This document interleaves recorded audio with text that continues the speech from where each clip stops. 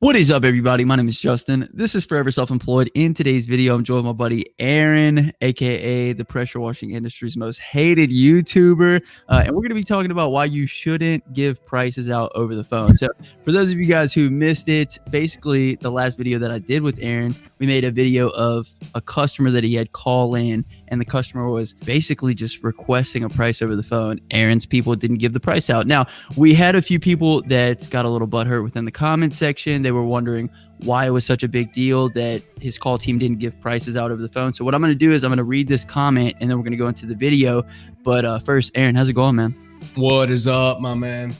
Hey, thank you for coming back on. There's a lot of people and they really are curious as to why we shouldn't give prices out over the phone. But don't answer it yet. I'm going to read this comment and then we'll jump right into it. So the comment is from Firewater 1083. He says, I don't get what the big deal is to answer a price range over the phone. I do it. People appreciate that honesty. When I call for a service, I like to know upfront a ballpark price before I waste their time by having them come all out for an estimate.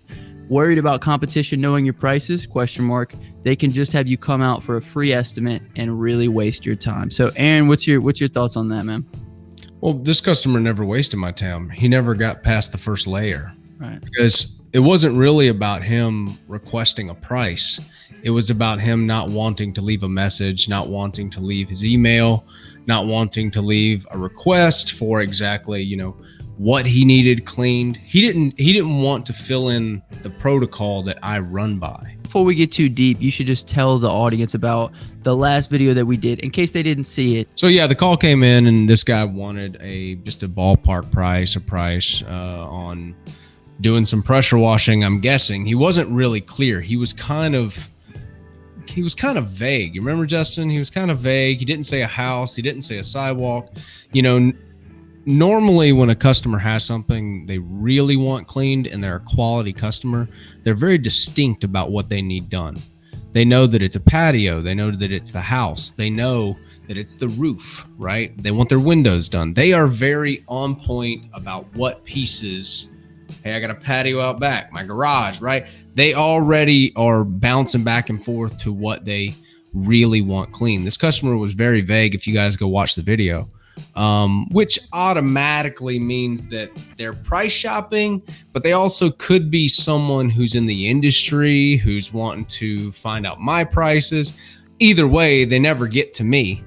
So that layer stops them because my team doesn't know prices, never will know prices, and can't give out prices.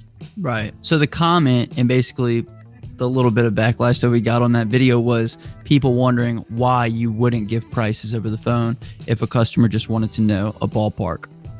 Sure. Well, if the customer had filled in all the info, right, and they had told my team their email and told my team their address and told my team their name, spelled it out, their phone number, right, all of these things, it takes a few minutes to go over that. I've created a layering system that keeps tire kickers away from me so they never waste my time. A screening process, if you will. Absolutely. It is a screen. Am I screening your calls? Yes. All 24/7. Am I incubating my time and blocking it off from time goblins? Yes. 24/7. So if he would have gone through that process and me calling back and he told me exactly what he wanted done, I'd give him a price. Sure. Especially if I felt like he was kind of up in the air about doing it. Like I just price it how I didn't want it and see if they bite, right? I can tell by the tone of a prospect and if they're willing to abdicate authority, not only to my team, but to me as well via the phone. Okay. How they speak, the words they use, I can tell immediately whether or not this is someone I want to work for. So if it's someone that I'm like, this is kind of a toss up, just throw a number out there, maybe look at it on Google, something like that. And if they bite, they bite. We can go into details later. I'll cover myself with some rhetoric that makes sure that I'm not obligated to certain things that were not mentioned, right? I don't mind giving out a price, but they just have to go through my screening process. And if they don't make it through that, if they're unwilling to do it, then they don't get a call back. Right. And I think the real problem came from scarcity on the part of the commenter. I think the big difference is between your business and their business. Obviously, I don't know them. I don't know their business, but the difference is really lead flow, because someone who's getting very consistent, a lot of lead flow is going to place a lower priority on giving every single customer a bid because we don't want to lose the customer, and a higher priority on who can we screen out so that way we're filtering lower priorities from higher priorities. And this commenter was correct. Like, if I would have gone to this person's house and told them, my pricing, right, which is usually higher than most people, it would have been a complete waste of my time. But it's the contrary, because he never even got to me. This is like something I saw like 2 days later. The form was halfway filled out by my team. It was like, person would not leave email, they just wanted a ballpark estimate. Those people go in like the other stack, and that's next to the trash. They don't go in the priority stack, because the people who go in the priority stack fill out all of the questions that my team asks. They tell me exactly what they want, and they're going to sit on the phone long enough to get that done. If they don't have the time to sit and fill these things out, then we don't have the time to see them.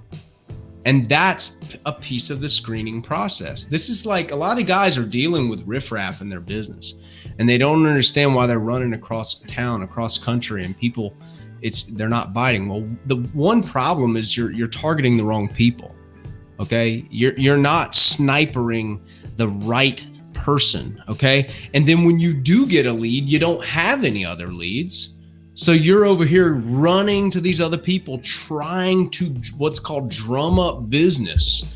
You feel needy. You are needy technically, because you just don't have lead flow. So for me, I do the opposite. I only take those people who are willing to work within my protocols. And I do that in all areas of business, consulting, everything. If they're not going to work in my protocol, if they're not going to do what I ask them to do, then it's probably not going to be a good relationship anyway. And then they're going to be mad at me. You see? So.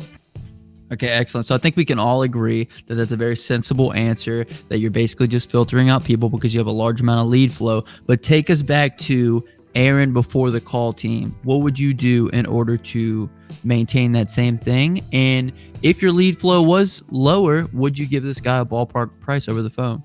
Yeah. So when I first started, man, I was I was living in my van. Dude, if a guy called me, I would ask him some pertinent questions to what he wanted cleaned. And obviously they were getting to me then because it was just my cell phone number on everything. So I would have answered his questions, and I would have, probably given him a price because I was eating beans and rice, right? Like, that's where I was. But a smart businessman, as they grow, they're going to shelter themselves. The bigger they grow and the better they get, the more they become sheltered, the harder they are to get to, and the more they screen out the riffraff.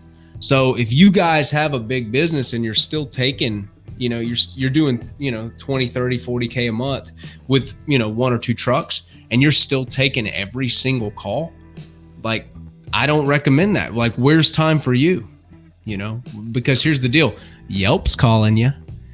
Home Advisor, if your customers can get to you from Google like that, Yelp can get to you through Google. Home Advisor, all the riffraff, every telemarketer in the history of time can still get to your phone while you're having dinner with your family. And to me, that's just unacceptable. All right. I think that sums it up. And I think it gives a good answer for some of the guys who were wondering why you didn't give prices out over the phone. So anyway, for anybody who's made it this far in the video, Aaron, we need a word of the day. So would you like the word of the day to be? So the word of the day is screen them.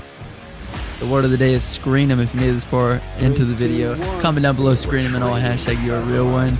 Also, check out the first link in the comment section in the description. It's going to be to the pressure washing business course. If you're looking to start your pressure washing business or take it to the next level, we can help you do that. And until next time, hustle hard and get that money, baby. Peace.